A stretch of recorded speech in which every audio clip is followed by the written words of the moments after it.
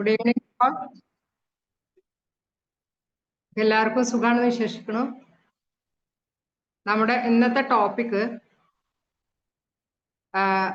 സാധാരണ എല്ലാവരും പരാതിയായിട്ട് പറയാറുണ്ട്, എന്നെ കൊണ്ട് ഒന്നിനും കഴിയുന്നില്ല, ഒന്നും സാധിക്കുന്നില്ല, ഞാൻ അത്രമാത്രം ഒന്നും ഇല്ല.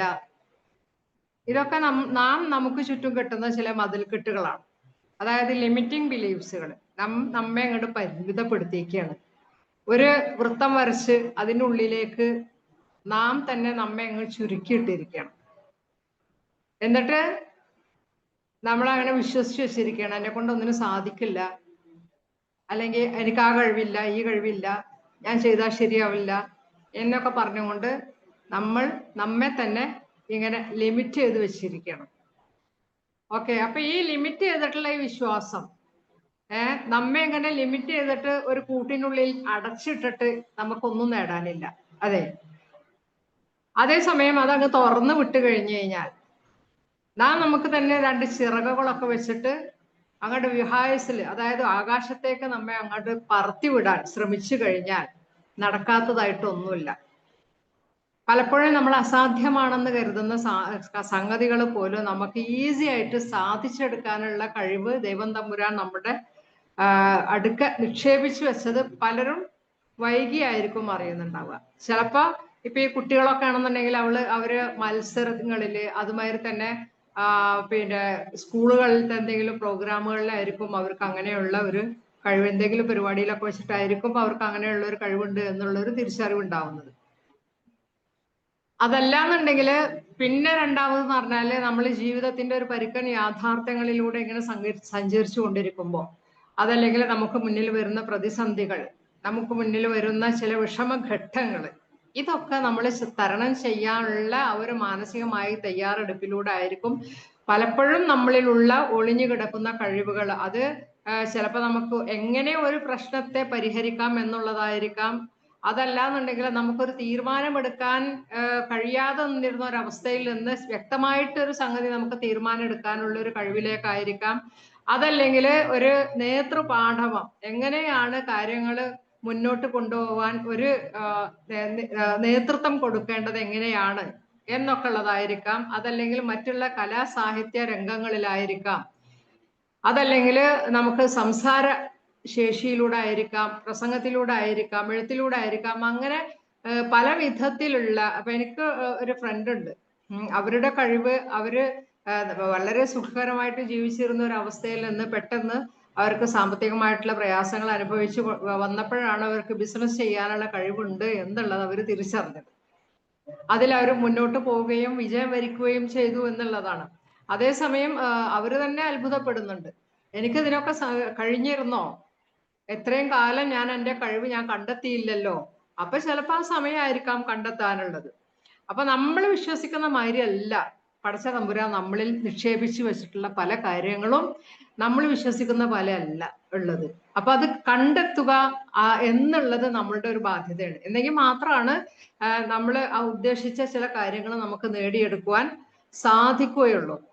അപ്പൊ മനസ്സിലായല്ലോ എന്താണ് ഈ നമ്മളെ ലിമിറ്റ് ചെയ്യുക, ലിമിറ്റിംഗ് ബിലീഫ്സ് എന്നൊക്കെ പറഞ്ഞു കഴിഞ്ഞാൽ എന്താണെന്ന് ഇപ്പൊ ഒരു ഒരു ഏകദേശം ഒരു ധാരണ കിട്ടിയിട്ടുണ്ടാവും. അതായത് നമ്മെ, നമ്മുടെ കഴിവുകളെ ഏതെങ്കിലും വിധത്തില് കൺട്രോൾ ചെയ്യുന്ന, അതല്ലെങ്കിൽ നിയന്ത്രിക്കുന്ന ഒരു മാനസികാവസ്ഥ, അതല്ലെങ്കിൽ നാം നമ്മെ ഇങ്ങനെ പരിമിതപ്പെടുത്തുന്ന ചില വിശ്വാസങ്ങള്, അങ്ങനെയുള്ള അതിനാണ് നമ്മൾ എന്താണ് ആ ഒരു ലിമിറ്റിംഗ് ബിലീഫ്സ്, അതല്ലെങ്കിൽ നമ്മളെ ലിമിറ്റ് ചെയ്യുക എന്നുള്ളത് പറയാം. ചിലപ്പോൾ ഭയം കൊണ്ടായിരിക്കാം, അതല്ലെങ്കിൽ നിഷേധാത്മകമായ ചില പിന്നെ ആറ്റിറ്റ്യൂഡുകളായിരിക്കാം. ഭയം എന്ന് പറഞ്ഞു കഴിഞ്ഞാൽ പല രീതിയിലുള്ള ഭയമുണ്ട്.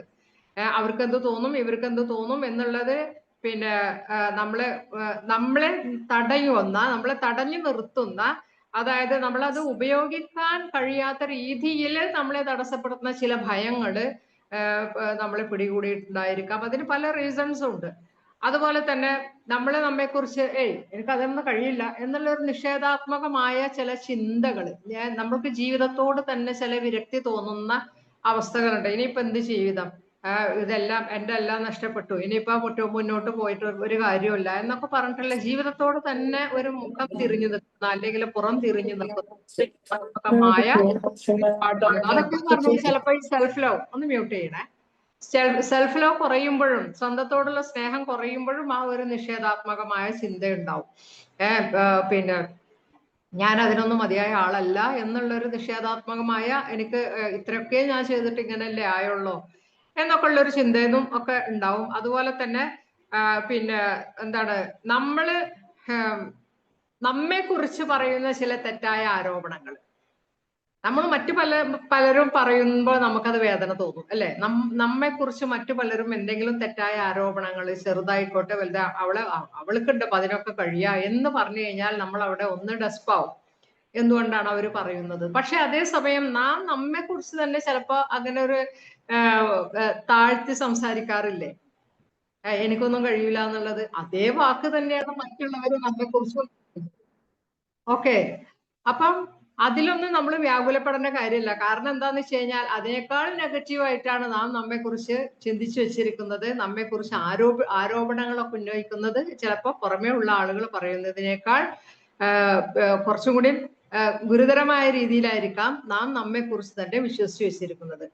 അതുപോലെ തന്നെ പിന്നെ എന്താണ് എനിക്ക് അല്ലെങ്കിൽ മറ്റുള്ളവരായിട്ട് ഞാൻ അത്രക്ക് പോരാ, അതല്ലെങ്കിൽ എനിക്ക് അത് ചെയ്യാൻ വളരെ ബുദ്ധിമുട്ടുള്ള കാര്യമാണ്, അതല്ലെങ്കിൽ എനിക്ക് അതിനുള്ള പ്രായമല്ല, എനിക്ക് പ്രായം കുറച്ചുകൂടി കൂടുതലാണ്, അപ്പൊ എനിക്കൊന്നും പഠിച്ചാൽ മനസ്സിലാവില്ല. നമ്മളെ മൈൻഡ് നമ്മൾ കണ്ടീഷൻ ചെയ്ത് വെച്ചിരിക്കണം. എനിക്ക് ഇനിയിപ്പൊ ഇത്രയൊക്കെ പ്രായമായില്ലേ, ഇനി എന്തിനാ പഠിക്കണേ, അതല്ലെങ്കിൽ എന്തിനാണ് ഇനി ഞാൻ ജോലിക്ക് പോണത്, അതല്ലെങ്കിൽ പുതിയ പുതിയ കാര്യങ്ങൾ ഇനി പഠിച്ചെടുക്കണം, പുതിയ പുതിയ കഴിവുകളൊക്കെ ഒന്ന് ഇനി ആർജിച്ചെടുക്കാന് ഇനി അവസരങ്ങളില്ല. കാരണം ഇത്രയും പ്രായമായിട്ട് ചെയ്യാത്ത സംഗതികളൊക്കെ ഇനി എന്തിനാണ് ചെയ്യണത് എന്ന് പറഞ്ഞിട്ട് അതൊക്കെ നമ്മൾ കണ്ടെത്തുന്ന ചില കാരണങ്ങളാണ്. ഓക്കെ, നമ്മളെ മൈൻഡിനെ നമ്മൾ അങ്ങനെ കണ്ടീഷൻ ചെയ്തു വെച്ചിരിക്കുകയാണ്. പ്രായമായി കഴിഞ്ഞു കഴിഞ്ഞാൽ പിന്നെ ഒന്നിനും അടങ്ങി ഒതുങ്ങി വീട്ടിൽ ഇങ്ങനെ കഴിയണം, വേറെ ഒന്നിനും നിൽക്കരുത്, ചെയ്യരുത്, അതെല്ലാം ചെയ്യാൻ കഴിയില്ല എന്നൊക്കെ ഉള്ളത്. അതുമാതിരി തന്നെ എനിക്ക് വേണ്ടത്ര സമയമില്ല എന്നുള്ള എല്ലാവരും പറയുന്ന സംഗതികളാണ്.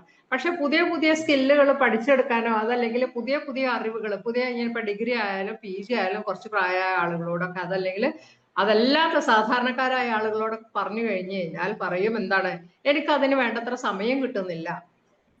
നമ്മളൊന്ന് ഓർത്ത് നോക്കിയാൽ ഏറ്റവും കൂടുതൽ കാര്യങ്ങൾ ചെയ്യുന്ന ആളുകൾ ഏറ്റവും ബിസിയുള്ള ആളുകളാണ്. ജോലി, വീട്, സാമൂഹിക പ്രവർത്തനങ്ങൾ, അതിന്റെ അപ്പുറത്തേക്കുള്ള കാര്യങ്ങൾ, ഉത്തരവാദിത്തങ്ങൾ, ഇതൊക്കെ ചെയ്യുന്ന ആളുകളെ കണ്ടു കഴിഞ്ഞാൽ ചിലപ്പോൾ നമുക്ക് അത്ഭുതം തോന്നും. എങ്ങനെയാണ് ഇവർ ഇതൊക്കെ മാനേജ് ചെയ്ത് കൊണ്ടുപോകുന്നത്? ടൈം മാനേജ്മെന്റ് ആണ്. നമുക്ക് കഴിയും, ഈ സമയം വെച്ചുകൊണ്ട് തന്നെ നമുക്ക് സാധിക്കും. അവരുടെ സമയവും നമ്മളുടെ സമയം 24 hours തന്നെയാണ്. നമുക്ക് പ്രപഞ്ചത്തിൽ പടച്ച തമ്പുരാൻ അനുവദിച്ചു തന്നിട്ടുള്ള സമയം എന്ന് പറയുന്നത് 24 hours ആണ്. ഈ 24 hours ഡിവൈഡ് ചെയ്തുകൊണ്ടാണ് ഓരോരുത്തർ ഓരോ കാര്യങ്ങൾ ചെയ്യുന്നത്. ഏറ്റവും കൂടുതൽ ബിസി ആയിട്ട് നടക്കുന്ന ആൾക്കാർക്കാണ് ഏറ്റവും കൂടുതൽ കാര്യങ്ങൾ ചെയ്യുന്നതും ആളുകൾ അവരെയാണ് കൂടുതൽ കാര്യങ്ങൾ ഏൽപ്പിക്കുന്നത്. അത് സംഘടനാ തലത്തിലായിക്കോട്ടെ, എങ്ങനെ ആയിക്കോട്ടെ, നമ്മൾ ഒരാൾ അതിനെ ആപ്റ്റ് ആണെന്ന് കണ്ടു കഴിഞ്ഞാൽ, അതിന് യോഗ്യനാണെന്ന് കണ്ടു കഴിഞ്ഞു കഴിഞ്ഞാൽ എന്താ ചെയ്യുക, ആളുകൾ എല്ലാം അവരുടെ തലയിൽ അങ്ങ് ഏൽപ്പിക്കും.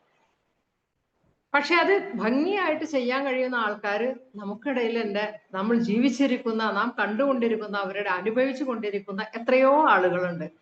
അതുപോലെ തന്നെ എനിക്ക് മുമ്പ് ഇതൊന്നും ചെയ്തിട്ടുള്ള പരിചയമില്ല. ഇതൊക്കെ നമ്മൾ ഇങ്ങനെ കെട്ടിയിട്ട് വെച്ചിരിക്കുകയാണ്. ഇത് ചെയ്തിട്ടൊന്നുള്ള അല്ലെങ്കിൽ അതിനുള്ള അനുഭവ പരിചയം ഒന്നും ഇല്ല എനിക്ക്. അപ്പൊ അതുകൊണ്ട് എനിക്കത് ആർക്കും പ്രസവിച്ചു വീഴുമ്പോ തന്നെ ഒരു അനുഭവവും ഒരു പരിചയവും ഇല്ലല്ലോ. ചില ജോലിക്ക് നമ്മള് പിന്നെ ആപ്ലിക്കേഷൻ ഫോം ഒക്കെ കൊടുക്കുമ്പോൾ അതിലുണ്ടാവും എത്ര വർഷത്തെ എക്സ്പീരിയൻസ് ആണെന്ന്. ചില കമ്പനികൾ അങ്ങനെ ഒരു ഡിമാൻഡ് വെക്കും, ഇത്ര വർഷത്തെ എക്സ്പീരിയൻസ്. പക്ഷെ ഞാൻ ചോദിക്കണ, ഏതെങ്കിലും ഒരു കമ്പനിയിൽ ആദ്യമായിട്ട് ജോലി ചെയ്യുമ്പോഴല്ലേ അവർക്ക് എക്സ്പീരിയൻസ് ഉണ്ടാവുള്ളൂ, അതല്ലാതെ താനേ ഉണ്ടാവുന്ന സംഗതികളല്ലല്ലോ അത്. അപ്പൊ എന്താണ്, അത് നമ്മള് പരിചയമില്ല, അനുഭവമില്ല എന്നൊക്കെ പറഞ്ഞിട്ട് മാറി നിൽക്കുന്നതും നമ്മളുടെ കാരണങ്ങളാണ്, നമ്മൾ കണ്ടുപിടിക്കുന്ന ഓരോ റീസൺസ് ആണ്.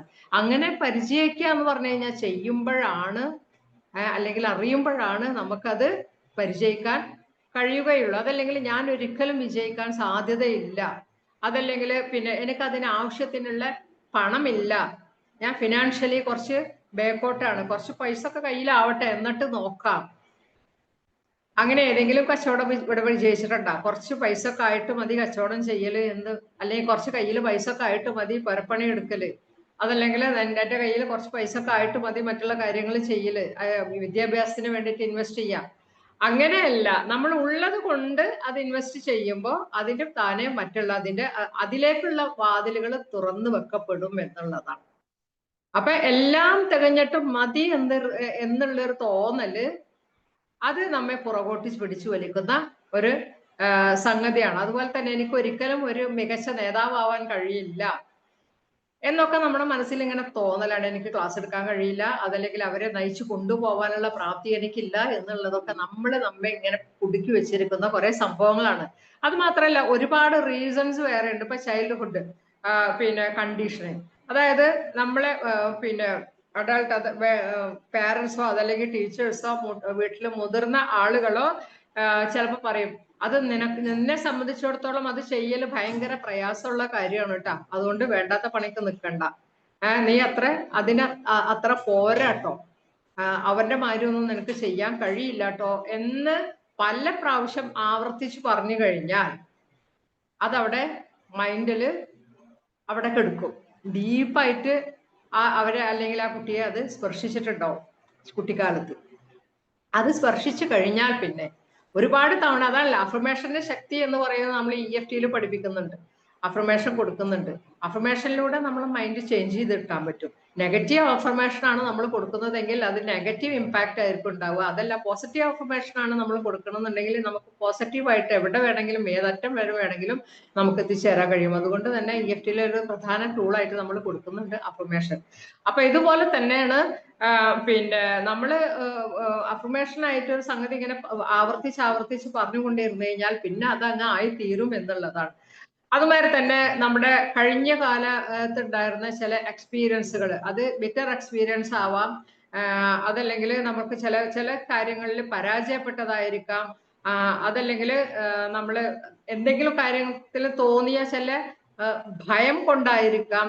എനിവേ, എന്തായിരുന്നാലും അപ്പൊ അങ്ങനെയൊക്കെ ഉണ്ടാവുമ്പോ നമുക്കൊരു സെൽഫ് ഡൗട്ട് വരും, സ്വന്തത്തെ കുറിച്ചിട്ടുള്ള ഒരു സംശയം വരും. ആ സംശയവും എന്താണ്, പിന്നെ ആ സംശയം വളർന്ന് എന്തായി തീരും, നാം തന്നെ നമുക്ക് ചുറ്റും ഒരു കട്ടിയുള്ള മതിൽ അവിടെ കെട്ടിവെക്കും. ആ സംശയം വളർന്ന് എത്തുണ്ടാവും, അത് കഴിയില്ല എന്നുള്ള ഒരു മതിൽ നമ്മളെ അവിടെ ആ പരിമിതമായ സംഗതിക്കുള്ളിൽ നിന്നുകൊണ്ടുള്ള മതിൽ നമ്മളവിടെ കെട്ടിവെക്കും. അങ്ങനെ ആകുമ്പോഴും എന്താണ്, നമുക്ക് നമ്മളെ ആ പരിമിതിയുടെ ഉള്ളിൽ നിന്നുകൊണ്ടാണ് നമുക്ക് സംഗതികൾ ചെയ്യാൻ പറ്റുക. ഒരിക്കലും നമുക്കത് ബ്രേക്ക് ചെയ്യാൻ സാധിക്കില്ല എന്നുള്ളതാണ് ആ വിശ്വാസം. ആ ഒരു പിന്നെ പാസ്റ്റ് എക്സ്പീരിയൻസിന്റെ അതല്ലെങ്കിൽ അതുപോലെയുള്ള ട്രോമകളും സംഗതികളൊക്കെ ഉണ്ടെങ്കിൽ, അതുപോലെ തന്നെ കൾച്ചറൽ ഇൻഫ്ലുവൻസ്, അതായത് ചില സംസ്കാരമുണ്ട്. ഇപ്പൊ ഒരു വീട്ടിലൊരു സംസ്കാരമുണ്ട്, ഒരു നാട്ടിലൊരു സംസ്കാരമുണ്ട്, അല്ലെ? ചില ആഘോഷങ്ങൾക്കൊരു സംസ്കാരമുണ്ട്. ഓക്കെ, അപ്പോ പണ്ട് കാലങ്ങളിലൊക്കെ എന്ന് പറഞ്ഞു കഴിഞ്ഞാൽ പെൺകുട്ടികള് പ്രായപൂർത്തി എത്തിക്കഴിഞ്ഞു കഴിഞ്ഞാൽ സ്കൂളുകളിൽ പോലും പറഞ്ഞയക്കാത്തൊരു പ്രവണത വളരെ മുമ്പ്, ഒരു 55 വർഷം 60 വർഷമൊക്കെ മുമ്പ് അങ്ങനെ ആയിരുന്നു. പിന്നെ അവിടുന്ന് കുറച്ചും കൂടി ഇങ്ങോട്ട് പോന്നിട്ട് കുറച്ചൊക്കെ ഒരു 7ാം ക്ലാസ് 8ാം ക്ലാസ് ഒക്കെ ആയി കഴിഞ്ഞു കഴിഞ്ഞാല് പിന്നെ ഒരു എന്താണ് ഒരു 15 വയസ്സൊക്കെ ആയി കഴിഞ്ഞു കഴിഞ്ഞാൽ അവരെ കല്യാണം കഴിച്ചു കൊടുക്കും.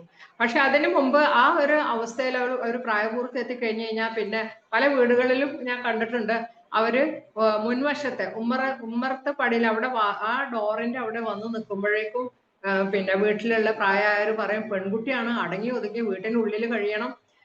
അതുപോലെ തന്നെ അവര് ഉച്ചത്തിൽ സംസാരിക്കാൻ പാടില്ല. അപ്പോഴും പറയും, നീ പെണ്ണാണ് എന്ന് പറഞ്ഞുകൊണ്ട് ആ പെണ്ണാണ് എന്ന് പറഞ്ഞുകൊണ്ട് അച്ചടക്കം, ഈ അച്ചടക്കം എന്ന് പറയുന്നത് ആണിനും പെണ്ണിനും തുല്യാണ്.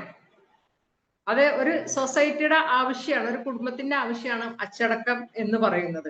അത് അവിടെ പെണ്ണുങ്ങൾക്ക് മാത്രമല്ല ആണുങ്ങൾക്കും അത് വളരെ അനിവാര്യമാണ്. ഒരു സെൽഫ് ഡിസിപ്ലിൻ ഉണ്ടാക്കുക എന്നുള്ളത് അത് അവരുടെ ജീവിതത്തിന്റെ വിജയത്തിന് അനിവാര്യമായ സംഗതിയാണ്. പക്ഷെ അതേ സമയം തന്നെ നമ്മൾ ആവശ്യമില്ലാത്തടത്ത് പോയിട്ട് അച്ചടക്കം എന്ന് പറഞ്ഞിട്ട് അവരെ ലിമിറ്റ് ചെയ്ത് നിർത്തേണ്ട ഒരു സ്ഥിതിവിശേഷത്തിലേക്ക് പോകുമ്പോഴാണ് ഇതുപോലുള്ള മതിൽക്കെട്ടുകളൊക്കെ നമ്മളെ ചുറ്റും ഉണ്ടായി തീരുന്നത്.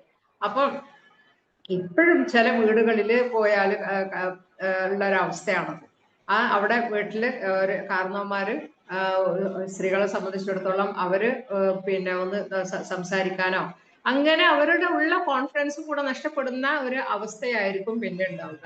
അപ്പൊ അങ്ങനെ ആവുമ്പോ സ്വാഭാവികമായിട്ടും അവരുടെ ഉള്ളിൽ ആ ഒരു ഭയം അതവിടെ കൂടുകൂട്ടുകയും അവർക്ക് മുന്നോട്ട് ചിലപ്പോൾ അതിന്റെ ഓപ്പോസിറ്റും സംഭവിക്കാൻ സാധ്യതയുണ്ട്. ചെറുപ്പത്തിൽ ഇങ്ങനെ കെട്ടിയിട്ട് വളർത്തിയ കുട്ടികൾ വലുതാവുമ്പോൾ അവർക്ക് സ്വാതന്ത്ര്യം കിട്ടുമ്പോൾ എന്താണ് പിന്നെ പറന്നു പോയിട്ട് അവരങ്ങനെയുള്ള കുട്ടികൾ പല അപകടങ്ങളിലും ചെന്ന് ചാടാനും സാധ്യതയുണ്ട്. അപ്പൊ രണ്ടിനും ഇടയിലുള്ള ഒരു മിതമായ ഒരു മാർഗമാണ് നമ്മൾ എപ്പോഴും സ്വീകരിക്കേണ്ടത്. അതുപോലെ തന്നെ ചിലരെ സംബന്ധിച്ചിടത്തോളം പിന്നെ എന്താണ് മറ്റുള്ളവരെ ജഡ്ജ് ചെയ്യുന്നത് അത് അവർക്ക് പേടിയായിരിക്കും. എന്ന് വെച്ച് കഴിഞ്ഞാല് ഒരു ഉദാഹരണം പറയാം. ഞാനിപ്പോ പ്രസംഗിച്ചു കഴിയുമ്പോൾ പ്രസംഗിക്കാൻ കയറുന്ന അതിലുള്ള എന്തെങ്കിലും തെറ്റുകളോ അതല്ലെങ്കിൽ ഞാൻ എന്തെങ്കിലും അവിവേകമോ പറഞ്ഞു പോകും. എന്നെക്കാൾ കൂടുതൽ അറിവുള്ളവരാണ് സദസ്സിലിരിക്കുന്നതെങ്കിൽ ഞാൻ പറയുന്ന എന്തെങ്കിലും തെറ്റുകൾ അവര് വിമർശിച്ചേക്കുമോ, അതല്ലെങ്കിൽ അവർക്ക് എന്നെ കുറിച്ച് എന്താണ് തോന്നുക എന്നുള്ളതൊക്കെയാണ് പലപ്പോഴും പല സ്റ്റേജ് ഫിയറിനും നമുക്ക് കാരണമാവുന്നത്. ഓക്കെ, അപ്പം പിന്നെ അങ്ങനെയുള്ള മറ്റുള്ളവർക്ക് എന്ത് തോന്നും അല്ലെങ്കിൽ മറ്റുള്ളവർ എന്നെ കുറിച്ച് എന്ത് വിചാരിക്കും. ഞാനിപ്പോ ഈ ഒരു പ്രത്യേകിച്ച്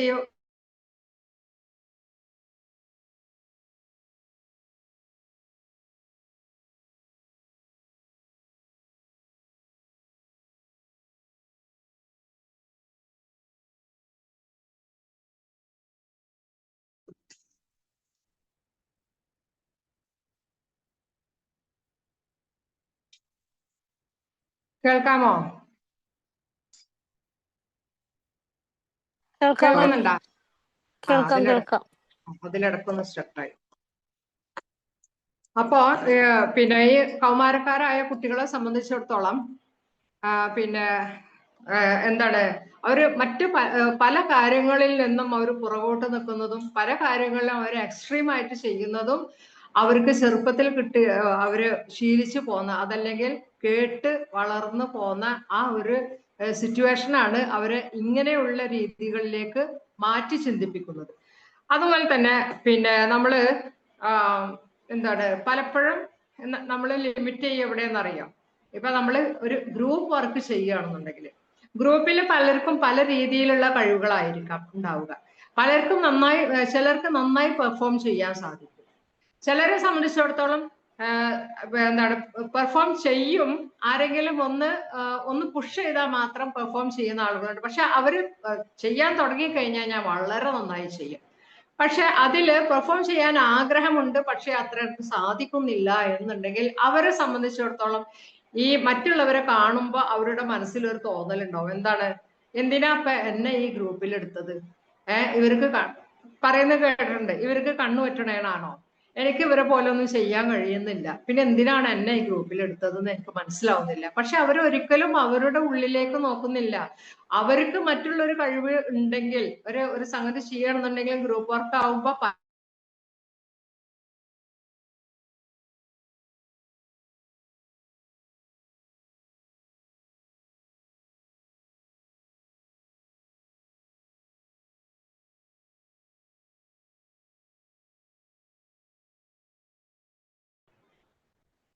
അപ്പൊ അങ്ങനെയുള്ള സമയത്ത് നമ്മൾ മറ്റുള്ളവരിലേക്ക് നോക്കാതെ നമ്മുടെ ഉള്ളിൽ എന്താണുള്ളതെന്ന് വെച്ച് കഴിഞ്ഞാൽ അതിനെ വളർത്തി കൊണ്ടുവരിക, അത് വെച്ചിട്ട് കാര്യങ്ങൾ മുന്നോട്ട് കൊണ്ടുപോവുക എന്നുള്ളതാണ് നമ്മൾ സ്വീകരിക്കേണ്ട സമീപന രീതി. അതല്ലാതെ എനിക്ക് അവരെ പോലെ ഒന്നും ഓടിയാ എത്തൂല എന്നൊക്കെ പറഞ്ഞിട്ട് പിന്നെ പ്രത്യേകിച്ച് ഇപ്പോഴത്തെ ഈ ഒരു കാലഘട്ടത്തില് നമ്മള് AI ഒക്കെ വളർന്നുകൊണ്ടിരിക്കുന്ന കാലഘട്ടത്തിൽ പലപ്പോഴും നമ്മൾ പുറകോട്ട് നിൽക്കുന്ന ഒരു സംഭവം എന്ന് വെച്ച് കഴിഞ്ഞാല് നമ്മുടെ വീട്ടില് ചെറിയ കുട്ടികൾക്ക് വരെ ഇതൊക്കെ നന്നായി ഓപ്പറേറ്റ് ചെയ്യാൻ സാധിക്കുന്നു. അതേസമയം മുതിർന്ന ആളുകൾക്ക് അവരെ ഡിപ്പെൻഡ് ചെയ്യുന്ന ഒരു ഘട്ടം വരും. അപ്പൊ അവിടെ നമ്മള് പലപ്പോഴും ഒരു ഈഗോ അവിടെ വർക്ക് ചെയ്യും. എങ്ങനെ ഞാൻ എൻ്റെ മക്കളോട് ചോദിക്കാം? പക്ഷെ നമ്മൾ വളരണം എന്ന് ആഗ്രഹിക്കുന്നുണ്ടെങ്കിൽ, നമ്മൾക്ക് കെട്ടിയുണ്ടാക്കിയ ലിമിറ്റേഷൻ നമ്മൾ അവസാനിപ്പിക്കണം എന്നുണ്ടെങ്കിൽ കാലഘട്ടത്തിനനുസരിച്ച് നമ്മൾ മാറിയേ മതിയാവും. കാലഘട്ടത്തിനനുസരിച്ച് അറിവുള്ളവരെ നമ്മൾ ഉപയോഗപ്പെടുത്തിയേ പറ്റൂ. കുട്ടികളാണ്. കുട്ടികളോട് ചോദിച്ചു കഴിഞ്ഞാൽ ഒന്നും സംഭവിക്കാൻ പോകുന്നില്ല. നമുക്കറിയാത്തത് അറിയുന്നവരോട് ചോദിച്ച് മനസ്സിലാക്കേണ്ട കാര്യത്തിൽ ഒരു തടസ്സങ്ങൾ, ഒരു ഈഗോയും നമ്മെ പിടികൂടേണ്ടതില്ല. അറിയാത്ത കാര്യങ്ങൾ അറിയില്ല എന്ന് തന്നെ പറഞ്ഞ് ചോദിച്ച് മനസ്സിലാക്കുന്നിടത്താണ് നമ്മുടെ ധൈര്യവും നമ്മുടെ ആത്മവിശ്വാസവും വളരുന്നത്. അതല്ലാതെ അറിയില്ല എന്നുള്ള വസ്തുത മറച്ചു വെച്ചുകൊണ്ട് നമ്മൾ അറിയുന്നവരെ പോലെ നടിക്കുകയോ അങ്ങനെയൊക്കെ ചെയ്യുമ്പോഴാണ് നമുക്ക് അബദ്ധങ്ങൾ സംഭവിച്ചു പോകുന്നത്. അതേസമയം നമ്മൾ എന്താ ചെയ്യേണ്ടത്? അറിയാത്ത കാര്യങ്ങൾ എവിടെയും ധൈര്യമായിട്ട് അറിയില്ല എന്ന് പറയാ, അത് പഠിച്ചെടുക്കാൻ ശ്രമിക്കുകയും ചെയ്യാം. അറിയില്ല എന്ന് പറഞ്ഞിട്ട് നമ്മളവിടെ ഒരു മൂലയിൽ ഇരുന്ന ശരിയാവില്ല. നാം നമ്മെ വളർത്തിയിട്ടില്ലെങ്കിൽ മറ്റൊരാളും നമ്മെ വന്ന് വളർത്താൻ നിൽക്കില്ല. നാം നമ്മളെ മക്കളുടെ പിന്നാലെ നടന്നിട്ട് പലതും ചെയ്യിക്കുന്നുണ്ട്, വളർത്താൻ വേണ്ടി ശ്രമിക്കുന്നുണ്ട്. പക്ഷെ നമ്മളെ മുതിർന്നവരെ സംബന്ധിച്ചിടത്തോളം നാം തന്നെ അതിന് മുന്നോട്ട് ഇറങ്ങുമ്പോഴാണ് നമ്മുടെ മക്കൾ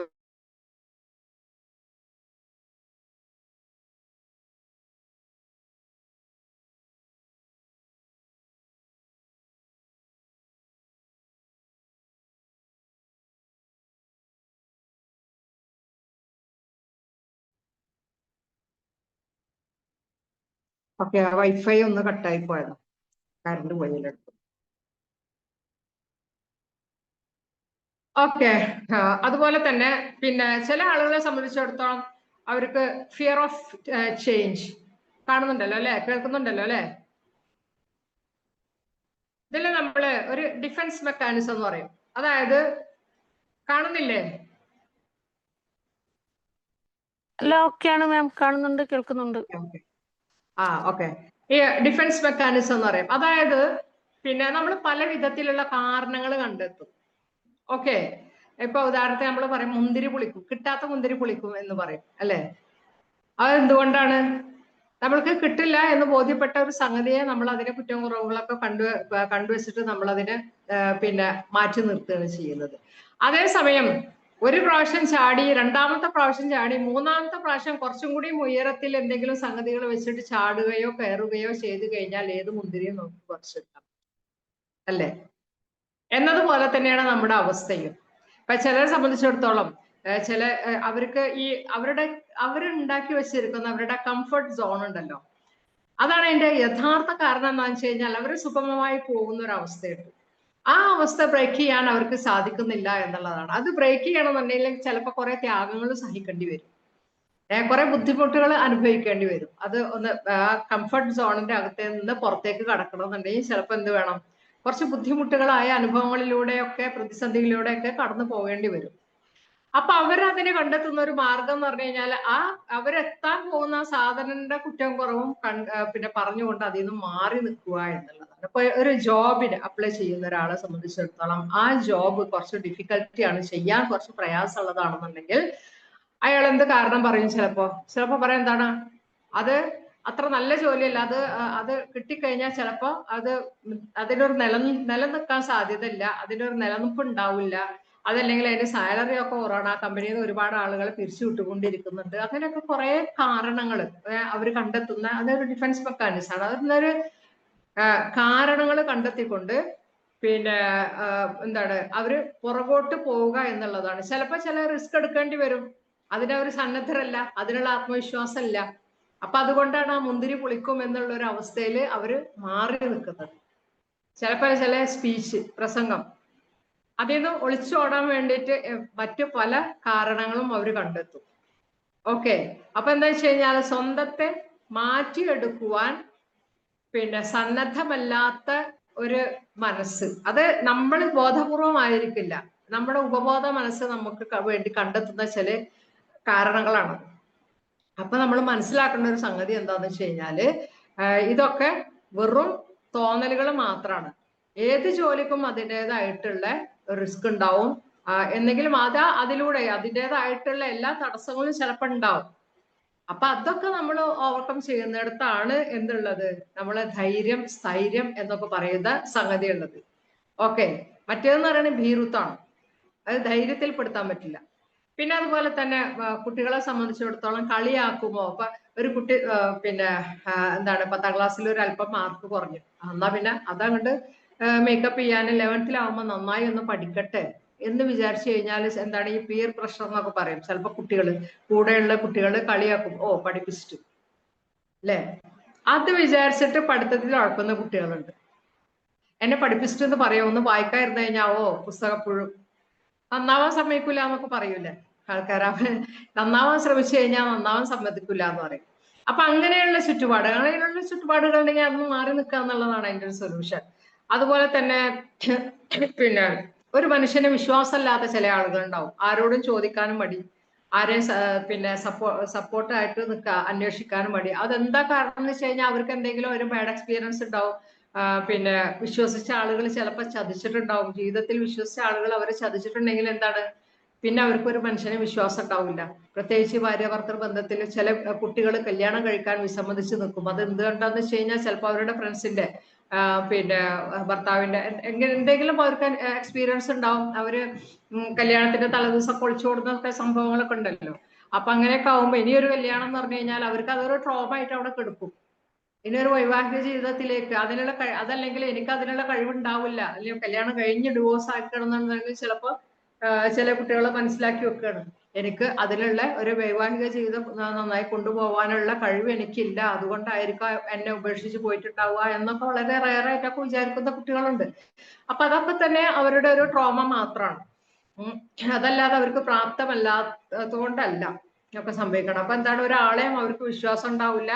അതുമാതിരി തന്നെ എന്തുകൊണ്ടാണ് ആളുകൾ എന്നെ വിട്ടു പോകുന്നത് എന്നുള്ളൊരു ചിന്തയിലേക്ക് അവരെത്തുമ്പോ എന്താണ്, അതൊരു ട്രോമയാണ്. അതോടൊപ്പം തന്നെ അവരുടെ ഇമോഷണൽ വൂണ്ടാണ്. അതവർക്ക് വൈകാരികമായിട്ട് അവരെ മുറിപ്പെടുത്തുന്ന സംഭവങ്ങളായിരിക്കാം.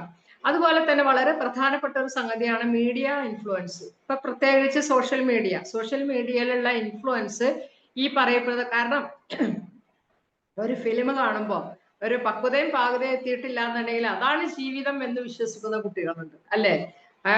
പണ്ടൊക്കെ നമ്മൾ ഈ പിന്നെ മംഗളം മനോരമ അങ്ങനെയുള്ള ഇതിനൊക്കെ വായിക്കുമ്പോ, നോവലുകളൊക്കെ വായിക്കുമ്പോ ഇങ്ങനെയും ഉണ്ടോ സ്നേഹം, അവിടെയൊക്കെ കുറച്ചും കൂടി ഇത് പിന്നെ കലർത്തിയിട്ടാണല്ലോ പറയല്. അപ്പൊ എന്താണ്, പൊടിക്കും തൊങ്ങലൊക്കെ വെച്ചിട്ടല്ലേ പറയല്.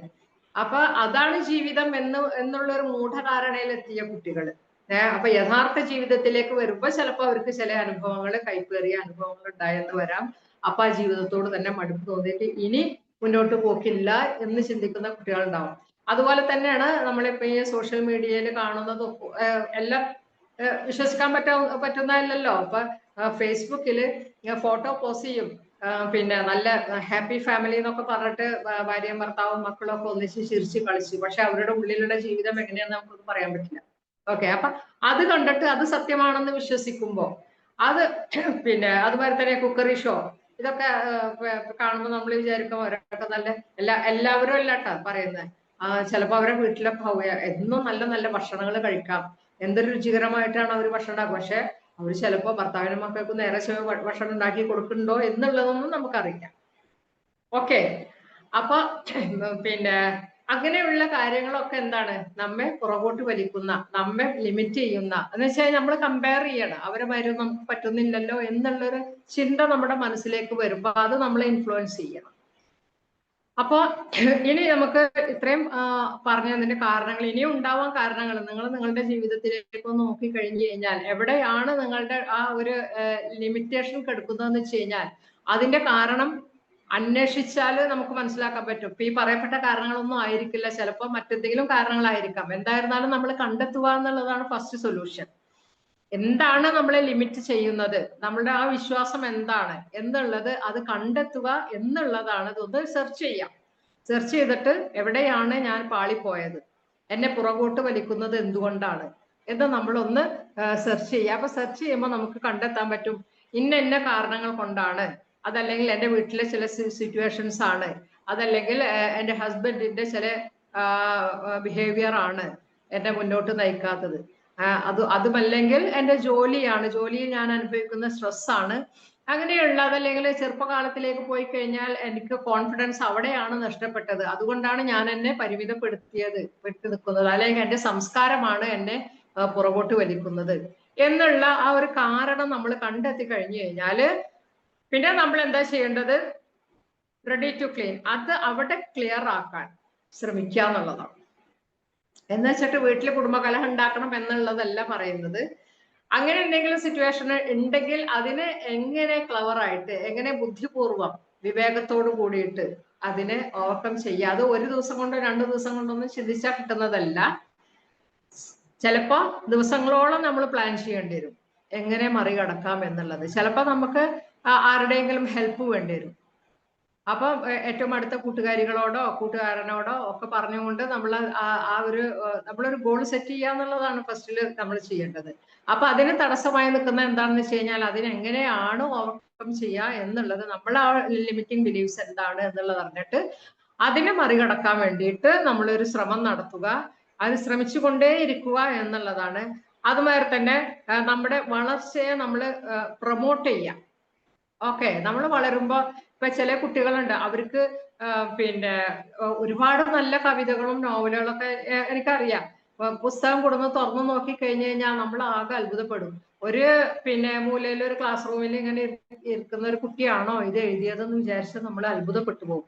അവർ ഒരുപാട് എഴുതിയിട്ടുണ്ടാവും, പക്ഷെ ഒന്നും പുറത്തേക്ക് എടുത്തിട്ടുണ്ടാവില്ല, പുറം ലോകം കണ്ടിട്ടുണ്ടാവില്ല, ആരും വായിച്ചിട്ടുണ്ടാവില്ല അവരെ. അപ്പൊ അങ്ങനെയുള്ള കുട്ടികളും ഉണ്ടാവും, മുതിർന്നവരും ഉണ്ടാവും, ഒരുപാട് എഴുതിയിട്ടുണ്ടാവും. പക്ഷെ അത് അവരെ മറ്റുള്ളവരെ കാണിച്ചു കഴിഞ്ഞപ്പോ ഈ പറഞ്ഞ മാതിരി ആ ജഡ്ജ് ചെയ്യണതിനെ ഭയക്കണം. അവർക്ക് എന്ത് തോന്നുക, ഇതിൽ തെറ്റുണ്ടാവുമേ, അതിന് മാത്രമൊന്നുമില്ല, സ്വന്തത്തെ ഇങ്ങോട്ട് ഒന്നുമല്ലാതാക്കി തീർക്കുന്ന ഒരു രീതിയിൽ അവർ ചിന്തിച്ചു വെച്ചിട്ടുണ്ടാവും. ഇതൊക്കെ മറ്റുള്ളവർ ഇതൊക്കെ പൊട്ട തെറ്റാണ് ഞാൻ എഴുതിയിരിക്കുന്നതും എന്നൊക്കെ ചിന്തിച്ചിട്ട് പുറകോട്ട് നിൽക്കുന്ന ആൾക്കാരുണ്ടാവും. അപ്പൊ അവരെന്താ ചെയ്യേണ്ടതെന്ന് വെച്ച് കഴിഞ്ഞാൽ നിങ്ങൾ സ്വയം പ്രൊമോട്ട് ചെയ്യുക എന്നുള്ളതാണ്. എഴുതിയതിപ്പോ ഇന്ന് ധാരാളം, ഇപ്പൊ പണ്ടത്തൊന്നും മാതിരിയല്ലല്ലോ. നമ്മൾ എന്തെങ്കിലും ഒരു 4 വരി ഇപ്പൊ ഫേസ്ബുക്കിലൊക്കെ വരുന്ന എഴുത്തുകളൊക്കെ കണ്ടു കഴിഞ്ഞു കഴിഞ്ഞാൽ അതിനേക്കാൾ എത്രയോ ബെറ്റർ ആയിട്ട് എഴുതുന്ന ഇതുപോലെ കെട്ടിപ്പൂട്ടി വെച്ച ആൾക്കാരുണ്ടാവും. അപ്പൊ നമ്മള് ഫാമിലി ഗ്രൂപ്പുകളിൽ, അതുപോലെ തന്നെ ഫ്രണ്ട്സിന്റെ ഗ്രൂപ്പുകളിലൊക്കെ തുടങ്ങി വെച്ചെങ്കിലല്ലേ ഉള്ളൂ അത് വളർത്താൻ നമുക്ക് സാധിക്കുള്ളൂ. പക്ഷെ ആ ഒരു സ്റ്റാർട്ടിങ് ട്രബിള് അതിനെ ആണ് നമ്മൾ ഫോക്കസ് ചെയ്യേണ്ടത്. അങ്ങനെ ഒരു ട്രബിൾ ഉണ്ടെങ്കിൽ അത് നമ്മൾ ക്ലിയർ ആക്കി കൊണ്ടുവരിക എന്നുള്ളതാണ്. അതുമാതിരി തന്നെ അതോടൊപ്പം തന്നെ നമുക്ക് പുതിയ പുതിയ കഴിവുകൾ ആർജിച്ചെടുക്കുവാൻ സാധിപ്പിക്കുക. അത് നമ്മൾ തന്നെ സ്വയം മെനക്കെട്ടെങ്കിൽ മാത്രമാണ് അത് നമുക്ക് സാധിച്ചെടുക്കാൻ കഴിയുള്ളൂ. അതുമാതിരി തന്നെ പിന്നെ ചെയ്യാനുള്ളത്, നമ്മളിപ്പോ ഇങ്ങനെ സുഖകരമായ ഒരു അവസ്ഥയിൽ സ്ത്രീകളെ സംബന്ധിച്ചിടത്തോളം അവര് ഭക്ഷണം ഉണ്ടാക്കി TV കണ്ട് സീരിയല് കണ്ട് അങ്ങനെയുള്ള ഒരു സുഖമുള്ള ഒരു അന്തരീക്ഷം ഉണ്ടല്ലോ. ഇങ്ങനെ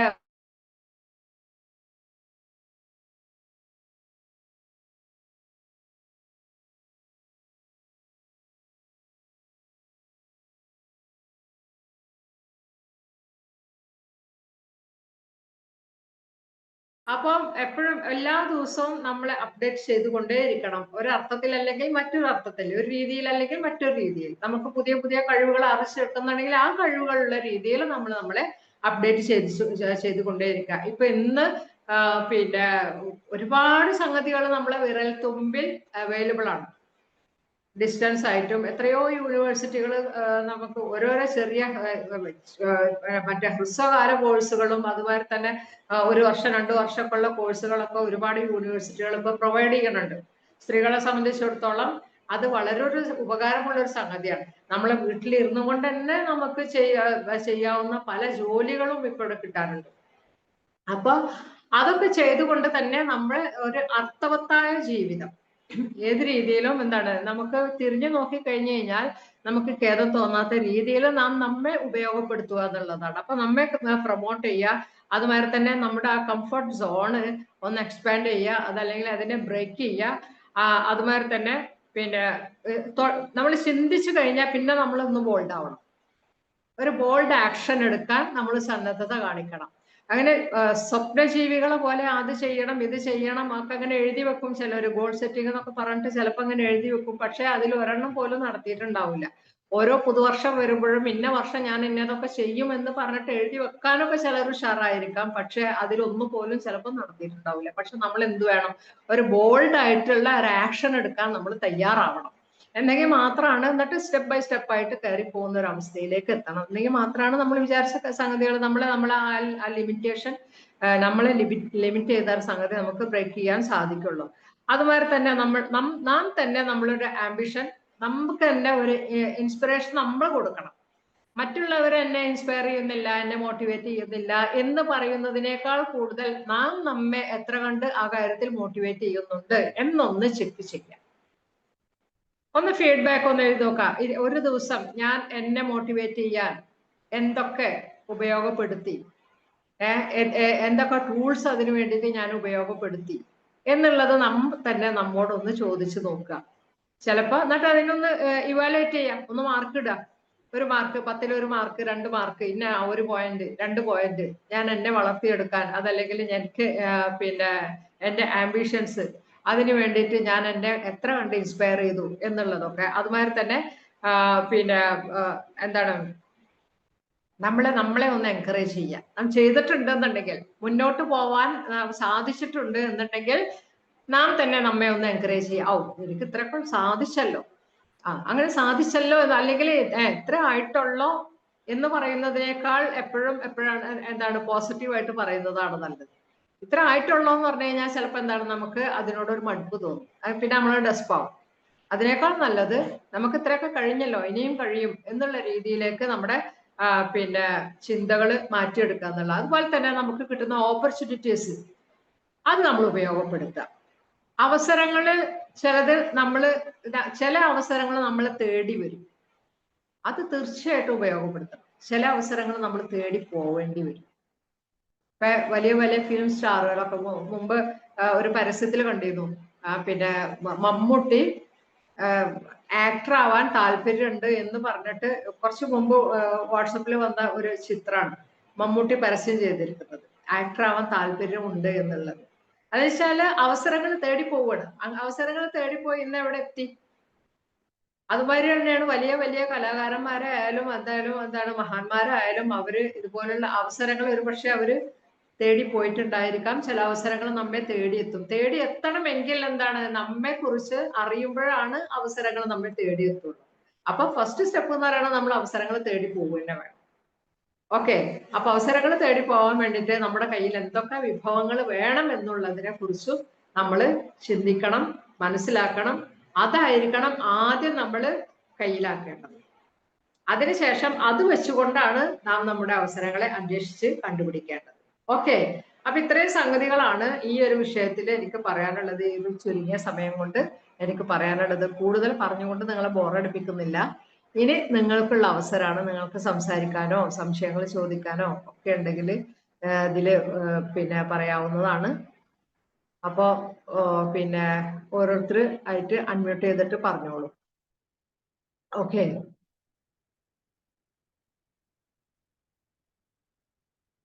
കുറച്ചു പേരൊക്കെ ഒന്ന് വീഡിയോയിൽ വായോ കേട്ടോ.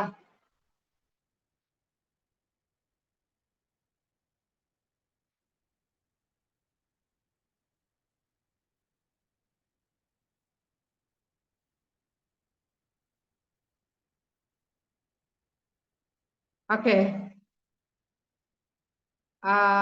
ഞാൻ റെക്കോർഡ് ഓഫ് ചെയ്യണമെന്നുണ്ടെങ്കിൽ ഓഫ് ചെയ്യാം. അപ്പൊ നമുക്ക് കുറച്ചുകൂടി ഫ്രീ ആയിട്ട് സംസാരിക്കാം. അപ്പൊ ഇതിൽ പങ്കെടുത്ത എല്ലാവർക്കും എൻ്റെ സ്വന്തം പേരിലും നമ്മളുടെ മൈൻഡ്ഫുൾ ഹീലിംഗ് സ്പേസിന്റെ പേരിലും ഹൃദയം നിറഞ്ഞ നന്ദി രേഖപ്പെടുത്തുകയാണ്. ഓക്കെ, ഇനി നിങ്ങൾ സംസാരിച്ചോളൂ കേട്ടോ.